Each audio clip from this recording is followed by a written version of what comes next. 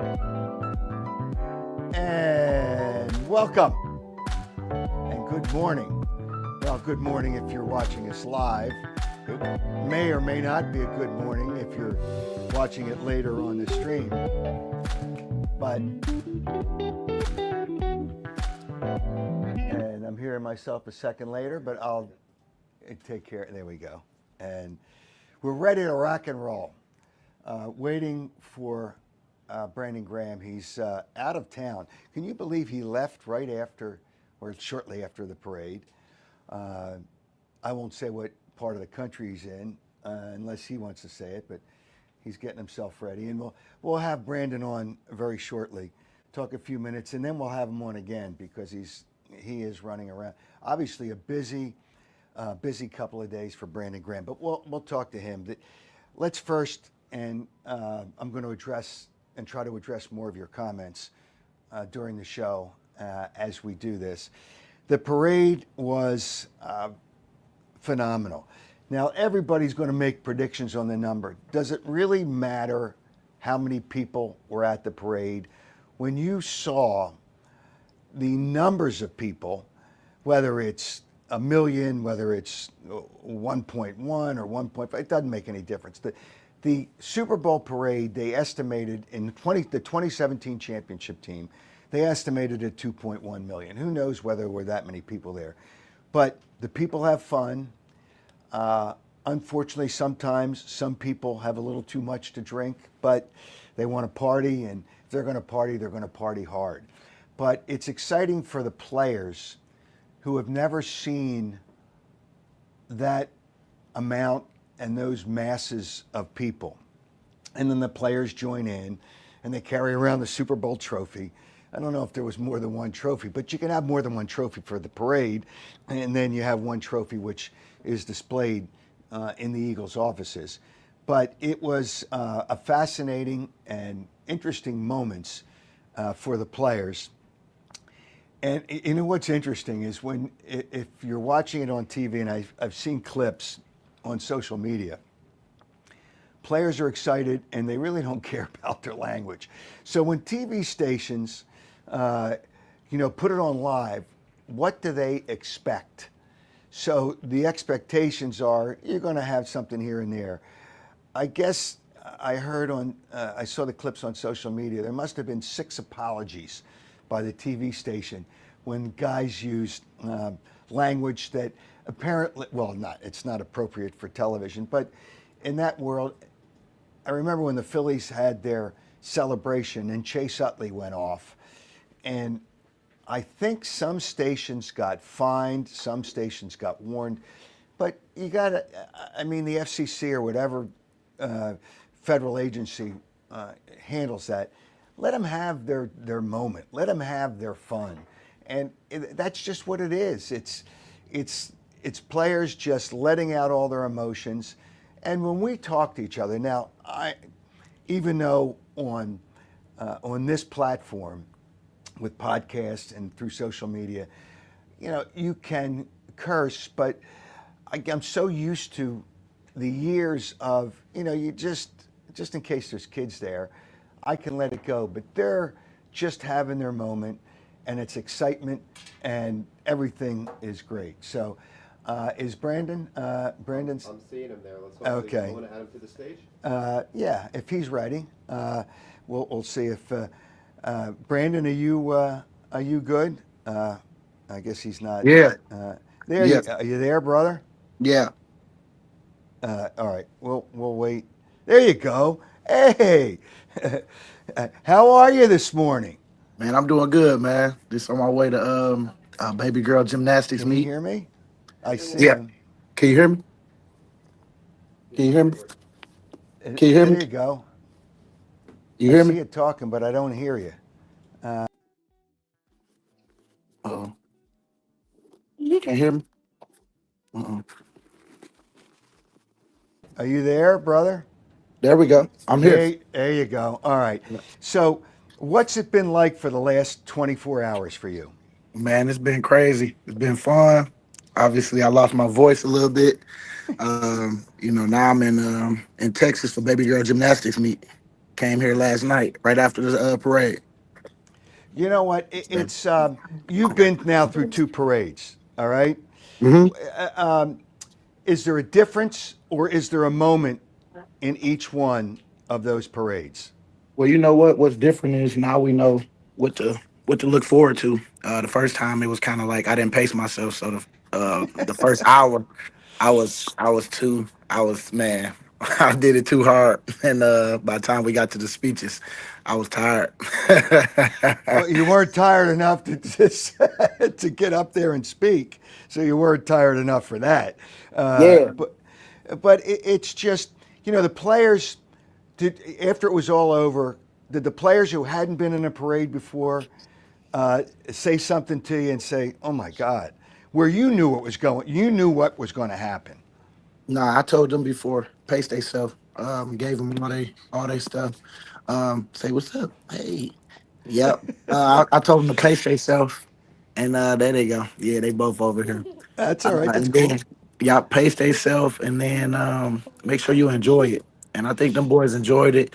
Got a couple personal messages from a couple guys. When we was out there, just on like how much we helped each other. You know what I'm saying? And this year, and a lot of people was going through some stuff that we talked about and made sure that they got through the year. And you know how it is. It's all about your mindset and trying to stay focused because there's so many different distractions from off the field, from family to on the field, from coaches not playing you or you think you're supposed to have a different role than what you have. But like I told the guys, it's like, man, enjoy the role that you do have, because some people on the couch and they wish they could just be in your role. So when you think about it, when they start to think about it like that, they happy that they saw it through, and now, I mean, we Super Bowl champions.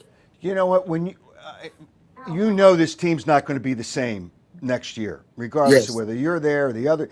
There's usually after a Super Bowl win, teams lose about 15 players from that roster. Did you Yep. talk about that before the game, after the game, or after the parade? That has to come up at some point. Hey guys, we're not all going to be here next year. Do you Well, talk yeah. to them about with your teammates? Well, I told him that. As the season went, that's why I said we need to make sure we take maximize everything on this situation, where we don't have no regrets, because we got an opportunity of a lifetime to write ourselves in history, and I think we did that, especially in that last game, man. Because that defensive play, man, I was like, man, the only thing that sucked was it's over with now, because we finally, felt like we was gelling. You know what I'm saying, all the way through, and it showed up big in that last game.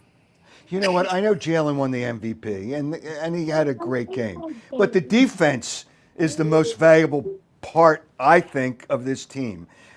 Defense. Did you think this defense could be this good this year? I thought they really could, because Vic, the way he came this year, the way he kept everybody focused, and of course you might have not liked it in the beginning, because we always trying to learn each other, stuff like that. But I think that eventually over time, Vic ended up softening up a little bit, but still, held everybody accountable. But everybody bought into what he was selling. So, and he had a good supporting cast with coaches. So that was a really good, like mixture Uh, of everything. all right, one more question because I know you're on the run, and we'll do another one maybe in another week when you kind of Yeah, I settle got. down a little bit. All right, I'm not going to ask you whether you're going to come back, but I Mhm. am going to ask you what goes into your decision on whether you're coming back. Well, you know what? We gonna outweigh everything in the situation. Talk with Howie a little bit, see what he thinking, because all that matter. You know what I'm saying? And then we'll figure it all out as we go.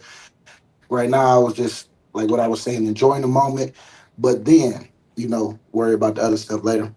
So that's kind of like my motto right now. That's a tough decision for you because you are, what, you're going to be 37, I guess, right? You're going to be Yeah, 37 yeah, years old. That's a really yeah. tough decision. So, Hmm. does that come into it too? Hey, listen, I'm 37 years old. I had what, 15 great years with this football team. Does that come into it too? Oh yeah, and then I played I played at the highest level. I don't have nothing else to prove. But of course, I'm always a competitor. I'm always into it. We feel like a dynasty is approaching right now. So, all that is happening, and all that I'm taking into account. So I'm gonna see how everything goes, and then we'll take it from there. All right, Brandon, I know you're on the run and there's a lot going on. Hopefully, I'll check with you during the week and maybe next week we can do this and then really get in depth. And maybe you'll be closer to thinking about all the things because you'll have time to think about what you're going to do coming up in Yep. the future. Thanks, brother. Have a good time in Texas. Enjoy the Yep. gym. Are your kids in the gymnastics or do you know somebody in the gymnastics? No, baby girl, this way, Uh, this way, baby girl. okay. Yeah. All Yep. right. So Well, yeah, I got good you. luck. Good luck. Safe trip and safe time back and have a good time. Thanks, Yeah, I brother. appreciate you. Appreciate you. No, I appreciate.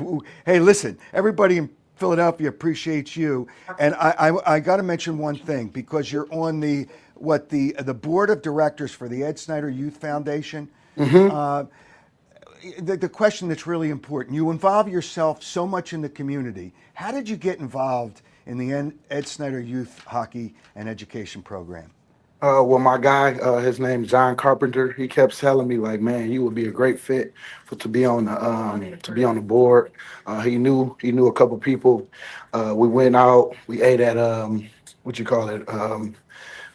Some cafe. Why can't I think of the? It's some. It was out there in the main line. We went out to eat.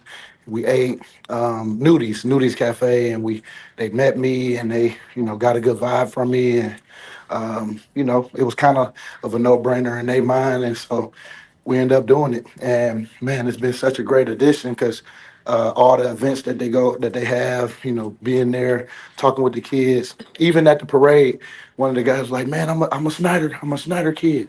Hey, so I get a lot of that. So it's been such a good feeling on top of good people, and I'm happy that I'm able to help and make a change in the community and help out. So yeah, that's how everything came It's about. fulfilling. It's very fulfilling, isn't it, when you see It something is. like that happen? It Okay. is. It All right. is.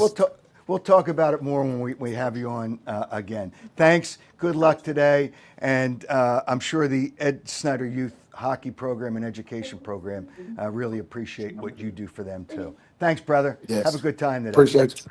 All right, Thank you. take care. All right, Brandon Graham, and we'll have more. There's so many different things to talk about with him and the team and the players, but he's on the run, and I give him, a lot of guys that say, "Hey, you know what? Let's do it another time." And I just wanted to have people hear his emotion, the fact that he. He's really involved in the Ed Snyder Youth Hockey Program. He's on the he's on the board of directors. What does Brandon Graham know about hockey? But it's about hockey, but it's about what Brandon Graham and what more players should and don't do, involving themselves more in the community. And I've seen it. Certain players really get deeply involved, and they don't have to be asked by the team to get involved in those programs. They do it themselves without urging of the team. I'm sure the team knew about it, but he gets really involved with a lot of things. I see some of the comments. Brandon Graham, would he come back with another team? Absolutely not. If Brandon Graham, I can't, there's just no way. If Brandon Graham comes back, if he comes back, and sometimes you got to be careful when you do that because sometimes your body, and I don't know if his injury was a signal to him from his body, so to speak, but sometimes players have to worry or they don't worry about it. You have to think about it. And that's one of the things he's got to think about. I remember when Charles Barkley was going to play his last year, this was many years ago, with the Houston Rockets. And I think he pretty much said it was going to be his last year. He had an injury that season. and he knew it was over. Now, he almost didn't come back to the Phoenix Suns, let alone the Houston Rockets. So that's what a player has to think about. He's, especially in football, in your age dictates, obviously. Father Time never loses. Your age kind of dictates that. Everybody wants Brandon Graham to come back because he's part of everybody and he's so visible, he's so personable, he's always nice to everybody. He'll stay for an hour at an event beyond when he's supposed to stay just because people want to take pictures with him. I don't know that everybody's like that. I see a question, who's going to be the Eagles' next offensive coordinator? They'll take time. I hope it's Kevin Petullo, who's been on the staff and with Nick Sirianni. Been with Nick Sirianni, I think, for 8 years. And he's been on the staff since Nick Sirianni came here. But that's the person I think that should get the job. He knows the offense. He's been a big part of the offense. So those are the kind of things you have to think about. BG is Eagles football. I see a comment. Another person says, I think BG should go out a champion. You always think about that because it's so hard to win a Super Bowl. To assume that this team is going to be a dynasty, that's pretty easy to say, but not very easy to do. Teams in the conference will be better. I don't think Kansas City was the best team. They were a good team, but I don't think the Kansas City Chiefs were the best team in the AFC. I think the Buffalo Bills were. I think the Buffalo Bills were better. They would have given the Eagles a better game. Now, I still think the Eagles would have likely won the game, but it wouldn't have been over at halftime as this game was. The game was over at halftime. It's just, you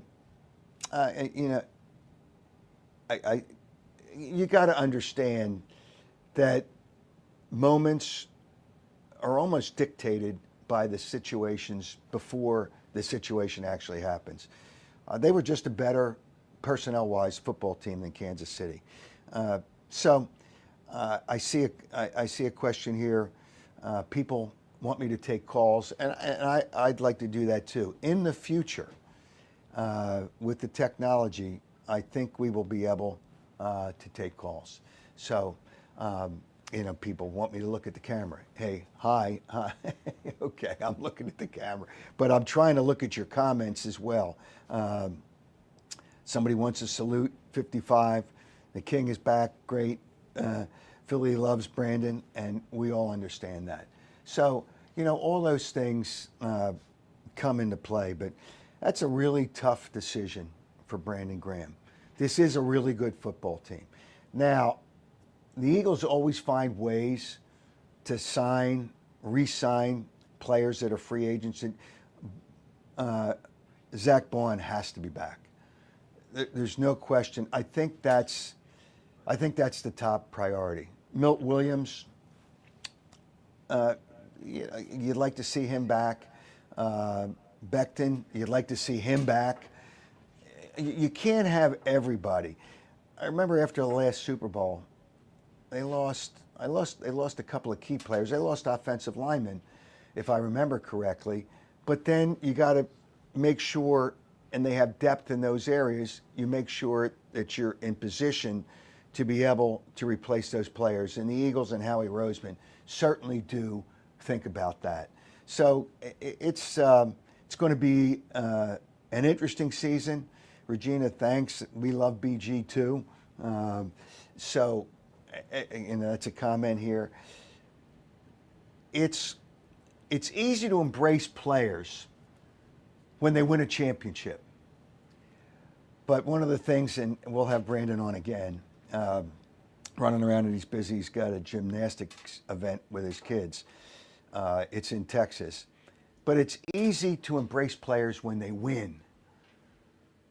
But do people still embrace, and they've embraced Brandon Graham even when they lost. But it's just not the same.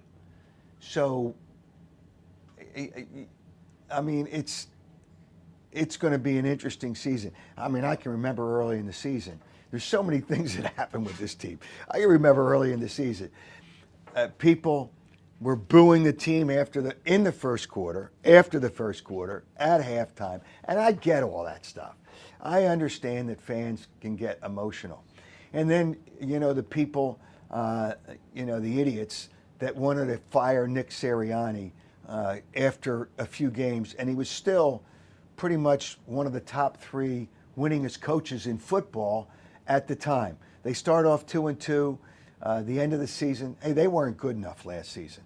They just weren't good enough, and they knew that when they got into the last portion of the season against tougher teams. But they were good enough this year. And the head coach is the one that's really responsible for keeping them together. And that's so important in the situation that they have. You got to keep them together. And that's the one thing that Nick Sirianni never lost sight of. And the people, can you imagine, just think about this. Can you imagine if the Eagles had fired Nick Sirianni like some of the morons out there wanted him fired, whether it was people on the air, whether it was the fans, whether it was the newspapers, and then there's so many things that they had to complain, little things they complained about. Nick Sirianni wins the game and brings his kids up in the post-game news conference. Now, it was a tough game, and they struggled early in the season, but Nick Sirianni brings his kids up, and then somebody rips him. I guess a few people ripped him, and somebody wrote about it in the newspaper, if anybody still reads the newspapers. But somebody ripped him in the newspaper for bringing his kids up. Really? It's just, is that what you're worried about? Everybody could ask the questions. The kids aren't old enough to know whether the questions are critical or not critical.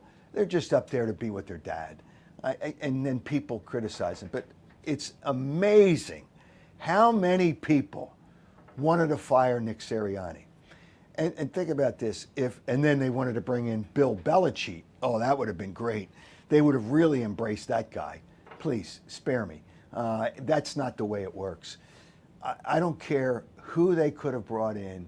It would have been a complete, first of all, they shouldn't have brought in anybody. And luckily, Jeffrey Lurie, I think, really, in those situations, would have the major say in that decision. Certainly, he'd talk to Howie Roseman, but the major say in that situation would be Jeffrey Lurie. And patience is a virtue, and Jeffrey understood that Nick Sirianni was a good coach. Now, if they had a really bad season, bringing another coach in wouldn't have changed anything at the beginning of the season. So he had the patience to stick with this coach. And that is really, really, really important. Some of the things that people said about Nick Sirianni, he was too emotional. He's, yelling at the fans. Hey, listen, he had fun with that fan, and that fan acknowledged that when he was yelling at him. I mean, you engage with them more than because he's emotional. After the touchdown by Devontae Smith, or actually during the touchdown, he's running down the field. You don't see many coaches doing that. So what? So what? What's wrong with emotion? I think Andy Reid's the best coach in football, and he doesn't have any emotion on the sidelines. But to his players in the locker room, that's where the players know who you are. And I don't care. Well, actually, I do care if a coach has emotion. I like the emotion that Nick Sirianni has on the sidelines. And I think, matter of fact, I know in listening to the players and talking to the players, they really like the emotion that he has. All right, I should say, and because we were worried about getting Brandon Graham, there's important people that are that are watching and listening, that will watch and listen, but I always want to mention our sponsors because they're important. And right now, our initial sponsor, ABC Tickets, great people. I've known them for 30 years. You want tickets anywhere in the world, anywhere. ABC Tickets will be able to get them for you. 800-355-5555. You see the number. You're not going to remember that I said it, but you're going to be able to go back and look at it and see that number and talk to them. So if you need tickets anywhere, some people have trouble getting tickets outside of the city or anywhere in the world. Anywhere in the world, I'm telling you, anywhere in the world, if you want to go someplace, ABC Tickets can take care of it. So I wanted to acknowledge, it's important to acknowledge the people that support this and allow us to have this podcast and this program. And I'm sure they were busy this season with the Eagles tickets. But the reality is, Eagles are a good football team. People have to be careful about, you can say this is a dynasty. Dynasties aren't that common. Jalen Hurts had a really, really good game, terrific game in the Super Bowl. But he doesn't have to throw the ball that much. Even when Saquon Barkley doesn't gain a lot of yards, which he didn't in the Super Bowl, what did he have, 51 yards? It didn't matter because the defense defends against that, and it makes what he does easier. And people get all caught up in his rushing yards, and that's great. But that's because he didn't throw the ball. Usually, in most cases, from going back and looking back at that Super Bowl, they weren't called runs. They were escape runs, which is great that he has that ability to be able to do that. I don't care that he had the most rushing yards of any quarterback in a Super Bowl. That doesn't matter. Did he navigate the game the way he was supposed to do it? And he did, and Saquon Barkley helps that. But when you talk about dynasty, and players get caught up in that, and Brandon briefly said that at the beginning of the show. And again, I'm going to try to have Brandon on next Saturday, depending if his schedule gets a little better. And there's so many more things to talk to him about. Maybe he may be closer. Well, he'll be closer to a decision. I don't know if he'll really have thought about it that much. So you just got to remember, and people have to remember this, players can't stay around forever. There was a lot of great players in this city. It's just, I mean, you just got to think that you can't stay around, and players can't stay around, and the fans have to understand that. You really have to understand that. Somebody has a question here. Is this the best Eagles team you've ever seen top to bottom? Personnel-wise, they are, but I'm telling you, that 2017 team was really, really good. Carson Wentz, he fell off the face of the earth after that season. But for those 13 games that he played, and I believe his last play was that touchdown pass to Alshon Jeffrey. Without Carson Wentz, they wouldn't have won. So from that standpoint, Carson Wentz, for those 13 games, were probably as good as any quarterback in a stretch. Remember, Jalen Hurts had some games which people questioned. Even his own teammate. You could say he questioned the coaching staff and the play calls, that being A.J. Brown. But he questioned a lot of things, especially when he knew he was open at different times. That might have been when A.J. Brown was critical and Brandon Graham was critical on his show on Monday night. That might have been the most, and I'm thinking back, the most important moment or moments or situation in the season. Because you remember the next game was against the Pittsburgh Steelers. And the Pittsburgh Steelers, they destroyed. They were so together. They really galvanized together after that situation. And I think that helped the players galvanize. A.J. Brown and Jalen Hurts get along personally, and that's never been an issue.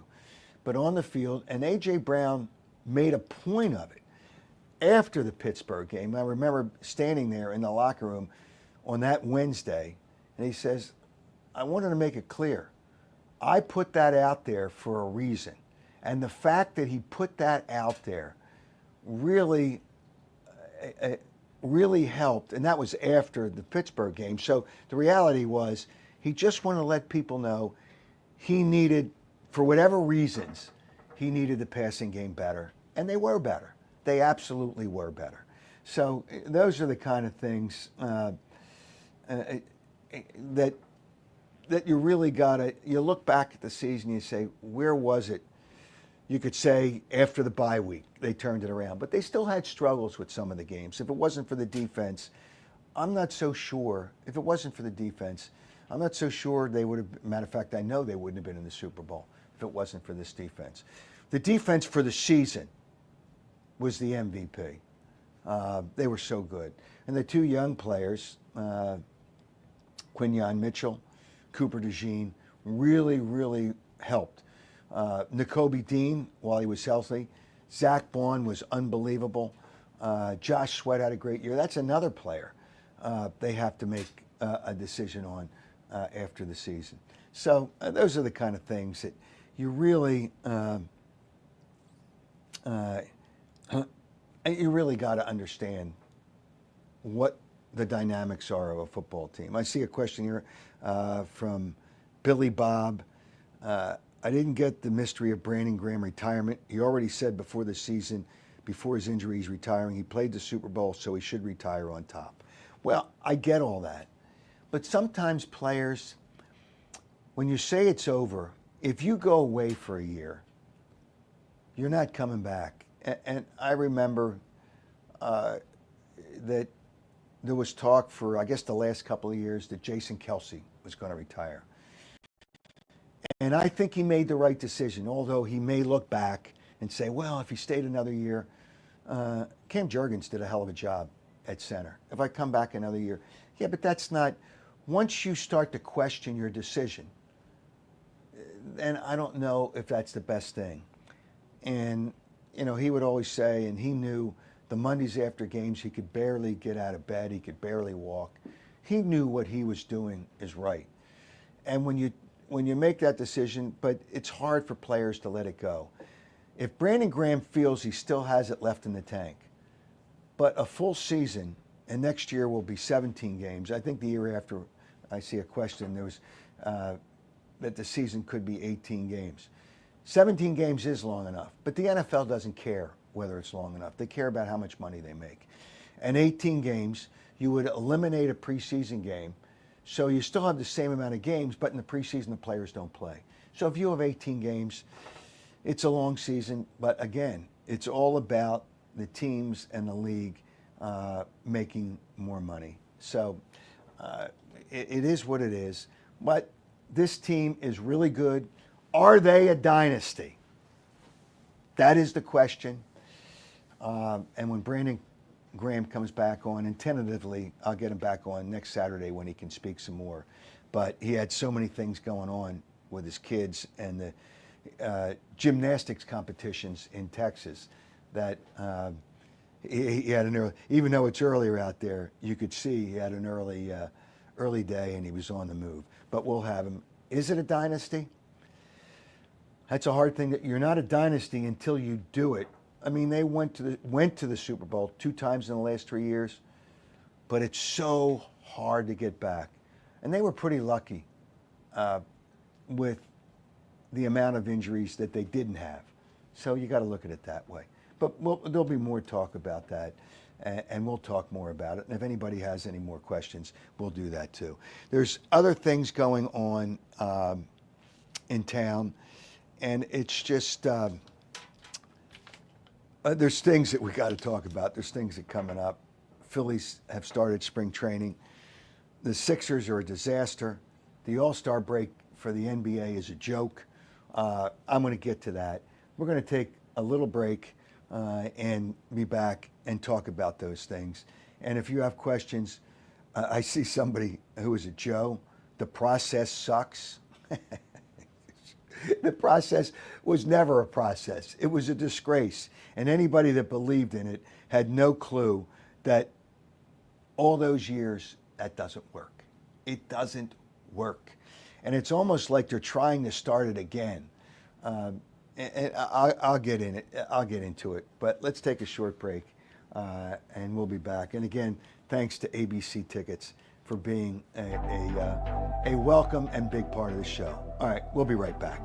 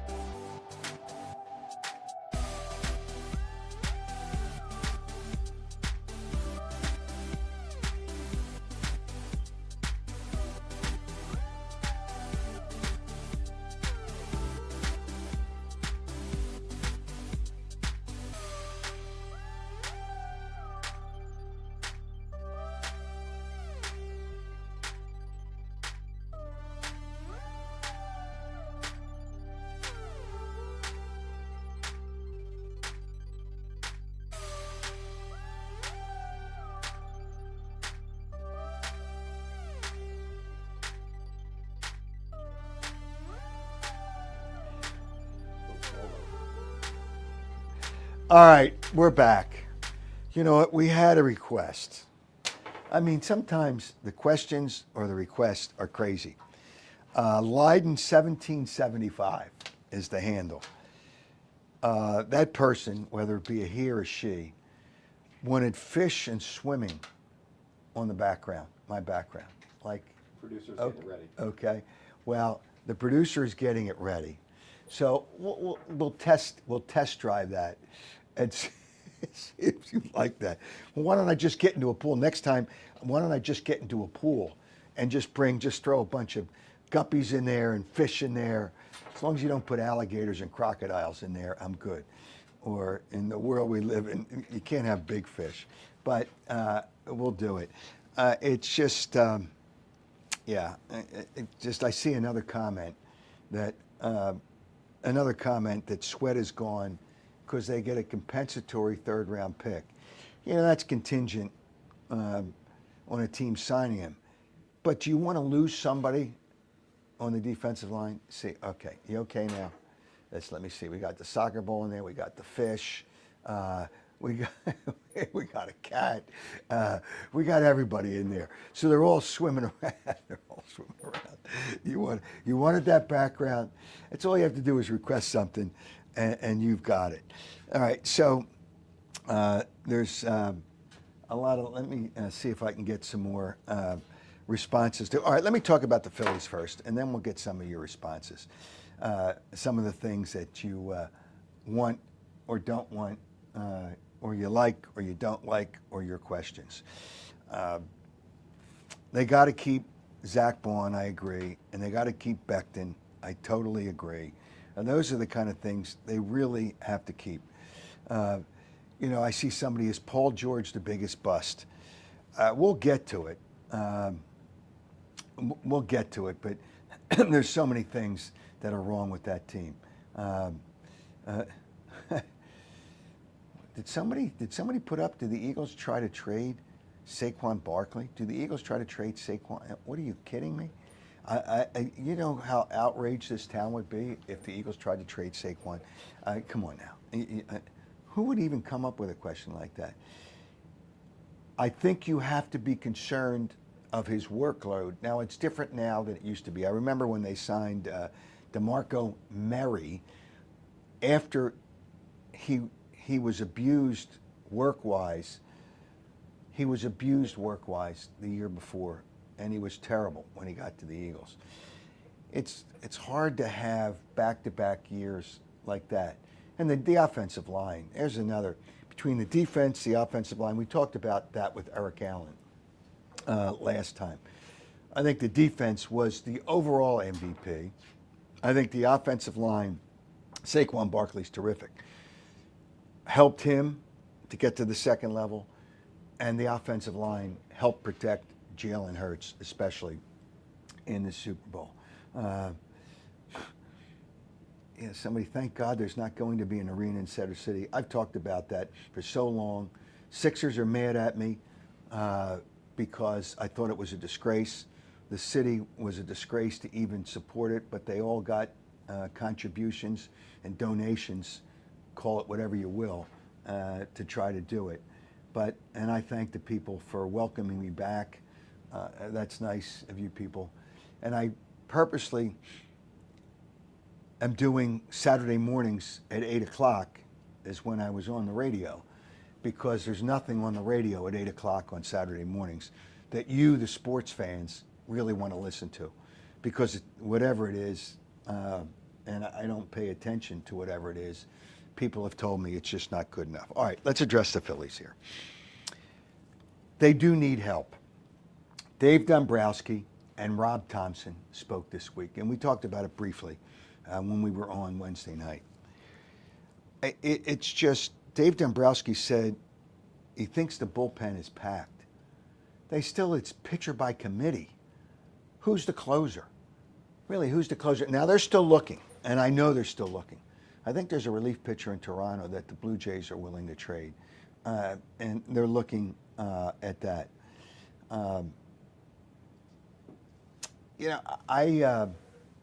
They need help in the bullpen. Their starting pitching is good. So the two areas that I think don't help them to be as good as the Mets, who did a lot in the offseason, as good as the Atlanta Braves, who will be back, and right now they'll have less injuries to start the season. So the Phillies are the third best team in the division. And there's going to be other teams in the National League. Well, we know the Dodgers. It's out of control, all the things they did. But that's the reality. They don't care about spending the money. They don't care about paying extra money with the tax and whatever they have to do. But the Phillies are not good enough right now, as we speak, to win a World Series. So the bullpen's not good enough. Starting pitching is good enough, assuming that nobody gets hurt. I don't think Suarez is really the third starter. Talent-wise, he is, but he always gets hurt. I see a comment here from BR. This is the best time slot. It's tradition. Yes, it is. It's appointment podcast now, not appointment radio. It's appointment podcast, and we will help you and do that. It's just, can Painter be our closer? No.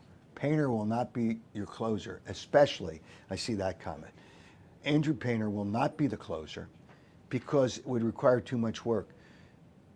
He would be up and down multiple days during that 5 days when he would be a starter, and he's not physically set up for that. I don't even know when he'll pitch this season, but he's not going to pitch at the beginning of the season. No, he will not be the closer. Could he be a good closer? Yeah, but then you only have him once, every 5 days. So no, he's not going to be the closer. All right, their lineup. Their lineup isn't good enough. Their lineup is good, but not good enough. I love when Rob Thompson said the other day that the team's got to change their approach. Well, that's great. How do you change your approach when the guys that are there aren't change your approach type guys? Do you think, I don't want Alec Boehm, and it's a good thing they didn't trade him. He makes better contact than any player on that team. I think he's got to be the four hitter, but who knows what Rob Thompson's going to do. I think he realizes He won't take my lineup, which was Stott, Turner, Harper, Bohm, Schwarber. He wants Schwarber to hit no lower than 4. It doesn't mean he's going to have men on base. He strikes out 200 times. I think Schwarber's a terrific guy, but he strikes out too much. There's too many strikeouts in that lineup. And, players worrying about exit velocity or exit velocity and all that kind of launch angle and all that nonsense. Just hit the baseball and put it in play. And I don't think they have a lineup for that. Not right now. And they've got to do something to change it. And they got to hope players change their approach. And I don't think they're going to do it. Their outfield still needs 2 players. Brandon Marsh and Rojas aren't starting outfielders. One's a 4th outfielder and one's a 5th outfielder. If Harper would have gone back to the outfield, and he obviously didn't want to do that, at least you would have only had one position and it would have been easier to get a first baseman. They should have kept Rhys Hoskins, but that's another story maybe for another time. But they're not good enough. Their lineup's not good enough. And I'm going to tell you, and it's not Rob Thompson's fault. He's locked into all these analytic numbers that they give him, and it's a joke. The analytic numbers are really a joke. They're really a joke. So I'm going to try to read off some more of the comments here. Dombrowski to me has been a disappointment. We can take callers whenever you're ready. Oh, is that right? We can take a I caller? can get callers today, video callers on the show. Wow. If you're ready, we can do that. All right. 10 minutes. If you want to call, so what do they have to do? They just have to click the StreamYard link, just like the Okay. Posting it in the chat. If you want, Okay. approve, we can Yeah. All right. Let's do it. Let's try to do it, Stand and by, let's and have if a little if I test see run. somebody, I'll add them in. Okay. And I can add and delete people. Okay. or- Okay. We can take video callers. Just click the link Wow. you sent out in the comments. Just click the link that is sent out in the comments. You sent them out in the comments. Yep, on Click the YouTube. link, and if we get somebody that wants to go in there and know you're going to be on a video link, you can put a mask on if you want, because some callers don't want to reveal themselves. All right. I also want to talk about the Sixers, so I'll wait for to set up the callers and see how that goes. But the Phillies right now, and somebody said Dombrowski's a disappointment. Let me address that. I think he's a smart guy. I think he's a good guy. But it is a disappointment. And they can't be the Dodgers, and they can't just go out. And as much money as John Middleton has, he has other people that are part of that organization ownership that I don't think just want to go out. That I just want to think go out. Somebody says, I guess it's the Phillies, the window is closing. Yes, it is. It is closing. Remember, I'm disappointed. Turner is a great guy, but he's a disappointment. He should not be playing shortstop. That's another thing. Defensively, he should not be playing shortstop, but he doesn't want to go to the outfield. And not most of the everyday players in the past have usually reported. They haven't reported yet. As of yesterday, Turner, Harper, and most of the regular players who usually report for pitchers and catchers, they have to be in this next week. But I would think that some of them should have been in already. What are they doing at home? It's just because spring training, they only stay there. A lot of them, especially with the game starting next week, a lot of them aren't going to play anyway. And if they play, they'll play a few innings and then can go back to their beach rental or their beach home. Time to move on from Stubbs. Yes, Marchand should be the backup caller. Marchand should be the backup catcher, not caller, backup catcher in these situations. Stubbs is a it's okay, but it's not good enough. JT Realmuto, that's another. Let me just touch on that briefly before I get to the Sixers. JT Realmuto wants a new contract. He's not banging the doors down. He wants a new contract. You got to be careful. I think you have to wait till the end of the season. Teams are not going to sign him to a long-term contract. They're just not going to do it. As a catcher, If he catches 110 games, I would be shocked. And Rob Thompson said he will DH at some point. So, you know, that's what you got to do. But he's not going to be able to catch. He's not going to be able to catch 110 games. So you really got to be careful. It's just, you see the last couple of seasons that he has broken down. I see a comment here. Charlie. The approach at the plate will not change because no one is ever held accountable. You know what? Certain players are held accountable. Not everybody is held accountable. That's an interesting point. That's from Brian. We do have a caller on deck. All right, let's try it. Let's see how this works. And who? Charlie. This is Charlie. Hey, Charlie. Or who is it? Charlie. Charlie. All right. Let's roll it and see what we got. What do you got for us, Charlie? Got to speak. Okay. Let's see if We got another, Trevor Harris. Okay, Charlie. Okay, Trevor. There you go, Trevor. Trevor Harris. What's up, Trevor? Howard, how we do? It's great to have you back doing some type of media. I gotta say, it's great to have you back. I really do miss you. I will say this: podcasts, and you know, sometimes you're put in situations where you got to start the next chapter. Yeah. But every time I've had a startup, I did the first show on WIP in '86. I was the first anchor that Channel 29 hired to do their 10 o'clock news. And you got to take, and I was an established station at Channel 3 when I went to Channel. Sometimes you got to take the chance and take the challenge. Podcasts are a way of the future. It's unfortunate, and I feel bad that radio is dying. And it's kind of a shame that it's dying. And television, kind of the same way.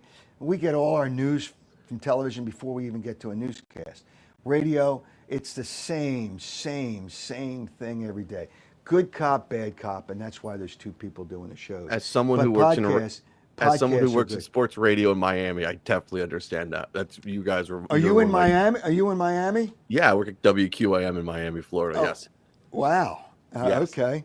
Is somebody As from a Miami? Northeast guy that works down here, I used to like to keep in tap with Yeah, everybody. well, everyone's I going. grew up in the Northeast too. So do you have a question for me, Trevor? Yeah, I do. What's with the Eagles with free agency coming up? Who's the biggest person you got to resign? Is it going to be Josh Sweat? Is that the big guy or Zach Bond? No, Zach Bond is probably the guy.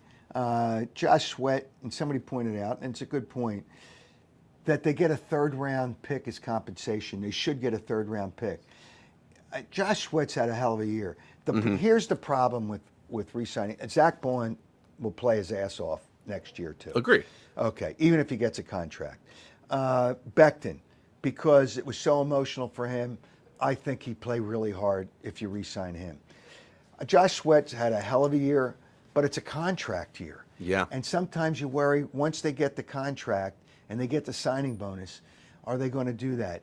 He was important for that team this year, extremely important. And I think he had 2.5 sacks in the Super Bowl. So the reality is he's good, but they probably feel that Milt Williams, and we'll see how that goes. But I think the most important player is Zach Bond to re-sign. Would you also say Becton's- that? Go Would ahead. you also say Becton could also be like the tackle of the future if Lane ever retires? Would you say too? If you resign him as Who's well, that?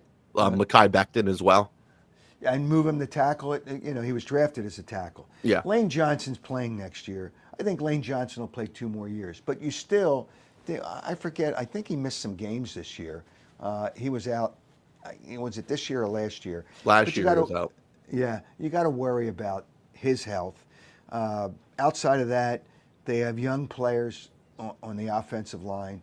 So, but Lane Johnson's so good, you hope he plays at the same level. But I think Becton, offensive and defensive line is where you win football games.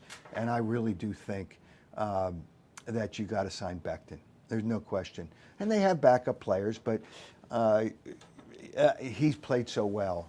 And he's probably better as a guard than a tackle, so he's played well. Definitely, But, for sure.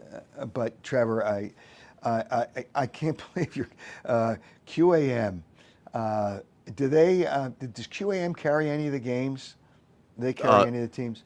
We have the Florida Panthers, Miami Hurricanes football, all about the U, as I like to say. We have those on the Miami Heat, which is just an awful, awful basketball product right now. I called it from the Well, start. hold on. Yeah, let me just stop you right there. Philadelphia has the 76ers, and they Yes. suck. I'm not even a Sixers fan. I know they suck. They have a fraud who's making those decisions, and that would be Daryl Morey. Agree. Where Spoelstra is a great coach, Nick Nurse is just okay. Spoelstra is a great coach, and Pat Riley knows what he's doing with personnel. Sometimes, you know, things happen, and you're just not good enough. They're a better product than the Sixers. So Agree. if you had the Sixers down there, first of all, I don't think Miami. Well, first of all, if the Sixers had Spoelstra and Pat Riley here, they wouldn't be in the situation where they re-signed Joel Embiid 4 more years after this at average of $62 million a year. Paul George was an awful signing. Oh, I said that from the start. Yeah, it's just 4 years. You want to sign him to 2 years, you live with it. You hope you get a year. Paul George scored 2 points the last game. Two points. It's a joke. Hey, Trevor, I appreciate it, and thanks for being a part of our podcast today. Howard, thank you as always. All right, take care. Eddie. We got another one? We got 2 or 3 left. Okay. All right, let's go to Eddie. Eddie, you're with us, Eddie. How are I'm you, with brother? you, Howard. What's Yeah. up, brother? You tell me. Listen, I just wanted to call in. First of all, I got to say, for a long time now, you were probably the only one, I'll give you credit, in media. I was always battling with my own friends and stuff, but you were the only one in media who really identified the frauds that the Sixers were for the last decade, right? And now, I'm just curious your opinion, because now I hear these guys, these Elliott Shore Park, and these guys are like, yeah, you got to blow it up. Well, wait a minute. You guys have been touting this fraudulent process for a decade. It's been obvious for 5 years that you have to get rid of Joel Embiid if you're ever going to win. It's too The late guy's now. never going to be reliable. He's never going to be there when you need him. He doesn't know how to win. It's the anti-Eagles, right? They don't have winners from the top down. And now I got to watch these guys, and you know who they are, who act like it's just obvious that you have to get rid of everybody, and nobody takes accountability and says, Well, I'm wrong. I was wrong. It was stupid. Move on. Well, there's people, and I don't want to criticize my son, but he just he drank so much Kool-Aid. I'm surprised he didn't drown drinking his own Kool-Aid. It was they're a disgrace. Scam Hinkie was a disgrace. You know, he blames Brian Colangelo for not letting the process go through. Process was already destroyed. The process, whatever you want to call that, it was a mistake because the picks they got with the process, like they got Joel Embiid. But he went to the 3rd pick in the draft, and they tried to trade him. They tried to trade that pick because they knew he had injury issues, that he's been injured his entire career. They were never going to win a championship with Joel Embiid. And then that fraud, Daryl Morey, signed to make him happy. Once Joel Embiid got his money, he's done. They're done. They signed him to a 4-year extension, which starts next year. It's a joke. It's then crazy. He signs Paul George, who scored 2 points. He scores 2 points the other night. And then for these guys, whether it's Elliott or anybody else, to blow it up, you can't blow it up. You're stuck with 2 awful contracts. Daryl Morey says, I saw him quoted by one of the writers. I wanted to use the word, and I probably could use it on a podcast. I'll just use con job. Say, we got to get a home run in a trade for Paul George. You got to get rid of him. A home run. Yeah. I'd take a strikeout if you could get rid of him. It's a joke. It's just, what's amazing? These guys didn't understand from the beginning. You can't promote losing and then expect your players to know how to win, right? Like for 5 years, losing was okay. Ben Simmons was getting paid. Joel was getting paid. Nobody had to prove anything. And then all of a sudden we were supposed to flip a switch and say, all right, guys, now you got to go beat the Celtics. Now you got to go beat the Knicks. They don't know how to win, and they're not held accountable. They keep getting contracts. And then I got to look on Twitter and see these guys say, yeah, it's not going to work out. Well, for 10 years, you told all the fans it was going to work out. You're the only one. And I don't just say that because you're the only one I've ever heard that called it out from the beginning. And it's just sickening now to watch everyone act like, oh, yeah, this was the obvious conclusion. I mean, I had an argument with I had a podcast and I had an argument with Marcus Hayes, this was 2 years ago. He came on He's and irrelevant. he said, would you trade Joel Embiid? I said, yeah, I would. He said, you're out of your mind. We're fighting back and forth. Now he acts like it's obvious. These guys all act like most it's of those obvious. guys are clueless. They're a joke of an organization, I see. And then somebody writes, Jose, I still can't believe Morey passed on Tyrese Halliburton. Now, Morey denies it, but I know for a fact that was on the table. They could have gotten Tyrese Halliburton from Sacramento. They would have taken Simmons, and you would have given up less than they gave up to get Harden because Daryl Morey just gets guys that he knew. I mean, half the organization was the Houston Rockets, so where he came from. And he denied it. They could have had Tyrese Halliburton. And you know this, right? You got to pull the trigger. Like, look what the Mavericks just did. Now, Luka, you could argue, but whatever. They didn't like he wasn't in shape, whatever the reason is. You got to pull the trigger on guys like Embiid 4 years ago. It's too late now. Nobody wants Joel Embiid. You're not going to get anything for him. Yeah, and 4 years ago, if you identified it, you could have gotten something for him and started over. Now you're in hell. Yeah, I agree with you, Eddie. Hey, Eddie. Yeah. You make some good points. I'm glad you're a part of the podcast on the Howard Eskin Show, and hope to have you back again. Yeah. Good luck, Howard. I enjoy listening to you. Appointment podcast on Saturday mornings at 8:00. Thanks, Elliot. We got One more. okay. Matt from Mayfair. Who is it? Matt from Mayfair. Matt from Mayfair. Beautiful downtown Mayfair. It is a vacation spot right on the water. What's up, King? How you Even though doing? Even though it's dirty water of the Delaware. Hey, how are you, Matt? How are Doing you? well. It's been a long time. How you been? I'm great. I'm wonderful. And it's just the podcast world is evolving into bigger. It'll be bigger than radio in such a short time. I agree. And I'm glad to have you a part of it. Okay, what's up, Matt? So, question for the Phillies. You bring up an interesting point about the Phillies maybe sinking down to the third best team in the NL East.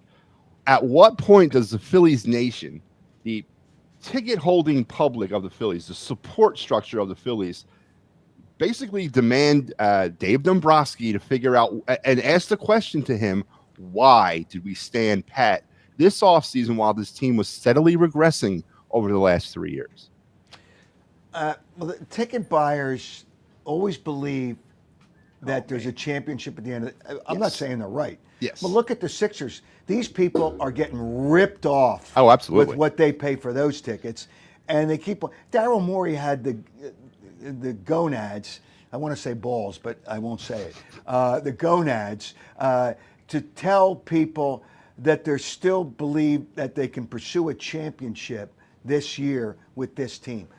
Does he think people are that stupid? So when we say the Phillies organization is so much better than the Sixers. I love John Middleton. He's really a good owner. Dave Dombrowski's a smart guy, but I don't know if he's restricted and able to do certain things. I mean, they picked up a starting pitcher. Their starters Who's coming off of an injury problem last year, Jesus Luzardo. Okay. Yeah, and you got to worry about that. That's why they're big at one-year contracts. But the ticket buying public doesn't catch up for a while. And baseball tickets, usually it's the season ticket holders that kind of stand pat because they believe that there might be a championship at the end. They believe they're going to do something. And people gravitate to blaming the manager. It's not the manager's fault. No. He's handed all these computer printouts of analytics, and he buys into that. It's just total nonsense. If you're a baseball person, and he is a baseball person, you got to trust your instincts more, and he doesn't do that. But the ticket buying public's not going away, not for at least a couple of years, although they better get off to a good start, because even though the season ticket holders will be there, the ticket buying public. Now you remember baseball. You remember this: opening day is always big, Right. and then and now it starts in March. But let's say April and May, it's not robust as far as fans buying tickets because it's April and May. So then we got to see if they don't get off to good. June is when kids get out of school, and we'll see what happens by that time. Yeah, it'll be interesting to see what they're. You can never believe the numbers of attendance because they always kind of build them up. Sixers, to tell me that Sixers have 19,700 there every game is a lie. They do not have 19. I believe is a lie. I mean, that's just that's what they kind of put out there. So the Phillies will see what happens, but they're going to hang in there for a couple of years, Matt. I'm Now, telling you, if the Phillies do get off to a slow start this year, if they do get off to a bad start, is Rob Thompson's job in jeopardy? A la Joe Girardi a few years back. yeah, but okay. So who do you bring in? You bring in Don somebody from Mattingly. Don friggin' Mattingly. well, Don Matt. He's a bench coach with the Blue Jays. Yeah, I know he. I know. Actually, I'm friendly with Don Mattingly. He should Really be here. terrific guy and a smart guy. That being it, because his son works for the organization. That's actually an interesting name, but I don't know that they'd go outside the organization. Although his son could keep him up to date with the organization, it would be interesting. But I think they're going to have patience with Rob Thompson because in reality, the manager of a baseball team has little to do with winning and losing of any sport. Football coaches are more important. Hockey coaches, Tortorella obviously is more important. Basketball coaches are more important. It's the way you use players, and I don't know that Nick Nurse is engaging enough to get those. Well, they're not good enough. So I think they'll have a lot of patience. And my last question. Sure. What about the Saturday morning question? When are we getting back to that? A question for like what the best trade was, and you gave something away. We always gave away something. Yes. And I'm working on sponsorships, and people can go to my website howardeskin.com for if they want to be a part of this podcast and sponsorships, and I will find a company to give away gift certificates. Come on, man! Yeah, you got to keep us going. You got to keep us thinking. Well, I always had the Bruno brothers, Yes. and then I got Pete from Chickies and Pete's gave me certificates, and WIP got pissed, because they didn't do it. It's just, we're just making people happy. That's all we're trying to do. But I'll get back. There'll be a point that I get back to it, Matt. Hey, Matt, thanks for joining the podcast. Welcome back, Howard. All right, thanks. Yeah, I am back. All right, so the Howard Eskin Show, we'll wrap it up. I want to just have one thing that I have to say. Well, I don't have to say, but I want to say about the Sixers. I want to include Joel Embiid's played 17 games. You're paying him, what, $60 million, average of $60 million a year. That's great, 17 games. I don't know that he'll get to 30. Who knows whether he'll get to 30? He blamed God for not being able to play every game. And we'll see after the All-Star break. The All-Star game, how about the NBA's begging players to play hard in the All-Star game? They won't. The All-Star game sucks. The All-Star game weekend is nonsense. It's so bad. Most All-Star games are not good. But the NBA is a complete joke. But Paul George has played 35 games, getting $55.5 million a year. The Sixers have 26 left. Paul George will be, again, in the realm he was always in before last year when he was playing for a contract of playing 50-some games a year. That's what he's going to play. And Daryl Morey signs him to a four-year max contract at $55.5 million. Got to get that in.